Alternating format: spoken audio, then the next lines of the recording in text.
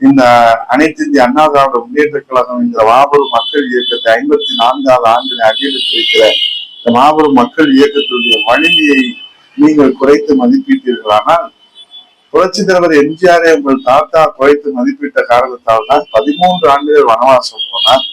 புரட்சி தலைவர் இதயதெய்வம் அம்மா அவர்களை உங்கள் தாத்தாவும் உங்கள் அப்பாவும் குறைத்த மதிப்பிட்ட காரணத்தால் தான் நீங்கள் ஆளுகிற கட்சியாக வருவதற்கு எதிர்கட்சி அந்தஸ்தை கூட பிடிக்க முடியாமல் ஒரு சட்டமன்ற உறுப்பினர் கூட சட்டமன்றத்திற்கு திமுகவில செல்ல முடியாத ஒரு பரிதாபமான நிலையிலே மக்களால் நிராகரிக்கப்பட்டு நீங்கள் விரட்டியடிக்கப்பட்ட அந்த வரலாறை நீங்கள் படித்திருக்கிறீர்கள்.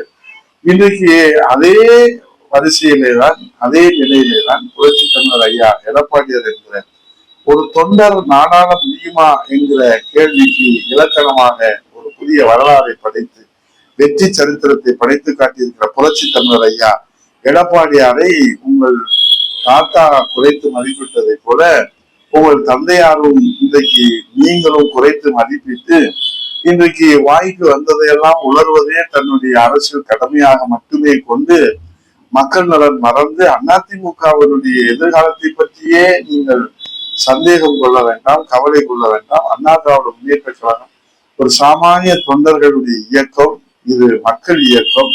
இன்றைக்கு திராவிட முன்னேற்ற கழகம் கொட்டுகிற வழியிலே ராபின்சன் பூங்காவிலே பேரறிஞர் அண்ணா அவர்கள் தொடங்கிய இந்த இயக்கத்தை நீங்கள் குடும்ப கட்சியாக இன்றைக்கு நீங்கள் உருவாக்கிய பெருமைக்கு சொந்தக்காரர்கள். இன்றைக்கு திராவிட முன்னேற்ற கழகத்தை வைத்து நீங்கள் தமிழ்நாட்டை குடும்ப சொத்தாக ஆக்குவதற்கு நீங்கள் எடுத்து வருகிற அந்த முயற்சியிலே பேசுகிற வசனம் தான் இந்த வசனம். இந்த வசனத்திற்கு இன்றைக்கு நீங்கள் அலங்காரம் பூசலாம், நீங்கள் அதிகாரம் பூசலாம், ஆனால் அதில் ஆதாரம் இல்லை என்பதை மக்கள் புரிந்து கொண்டிருக்கிறார்கள். இதற்கெல்லாம் 2026 சட்டமன்ற தேர்தலிலே இந்த தாய் தமிழ்நாட்டு மக்கள் அனைத்து இந்திய அண்ணா திராவிட முன்னேற்ற கழகத்தை ஆதரித்து புரட்சி தமிழர் ஐயா எடப்பாடியார் ஒரு சாமானிய தொண்டர் இந்த நாட்டை ஆள வேண்டும், பச்சை தமிழர் ஒரு விவசாயி இந்த நாட்டை ஆள வேண்டும் என்ற மகத்தான தீர்ப்பை வழங்க இருக்கிறார்கள். அதற்கான களப்பணியில கழக புரட்சி தலைவி அம்மா பேரவை திண்ணை பிரச்சாரத்தை இன்றைக்கு 35வது வாரமாக